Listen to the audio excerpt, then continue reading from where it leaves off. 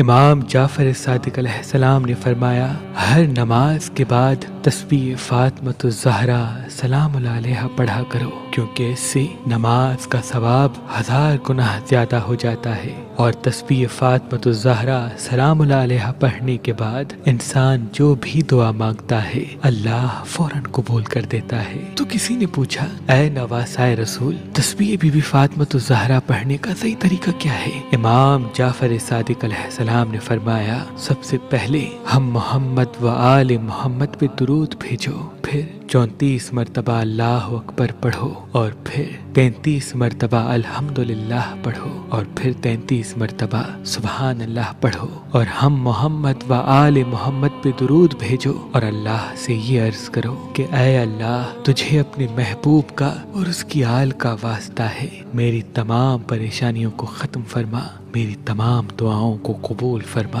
اے شخص، جو بھی انسان تسبیح فاطمۃ الزہرا پڑھ کے اللہ سے جو بھی دعا مانگتا ہے تو اللہ فرشتوں کو حکم دیتا ہے کہ اے میرے فرشتوں، یہ دعا جو اس وقت میرا بندہ مجھ سے مانگ رہا ہے، اس کی تقدیر میں ہو یا نہ ہو، اسے فوراً عطا کر دو۔ اگر آپ شادی کرنا چاہتے ہیں لیکن آپ کو اچھا رشتہ نہیں ملتا، اللہ کے کرم سے ہمارے پاس پاکستان سے باہر اور پاکستان میں بھی مختلف مسلک اور مذہب کے رشتے موجود ہیں، تو ابھی ہماری ویب سائٹ مہربانی.com پہ آئیں، شادی کا فارم فل کریں اور اپنے لیے ایک اچھا رشتہ حاصل کریں۔ آپ اپنے لیے ایک اچھا رشتہ ہماری اپلیکیشن مہربان علی، جو گوگل پلے اسٹور اور آئی فون ایپ اسٹور پہ موجود ہے، ان سے بھی حاصل کر سکتے ہیں۔ مزید معلومات کے لیے ہمارے نمبر پہ کال کریں۔ اللہ آپ کو سلامت رکھے۔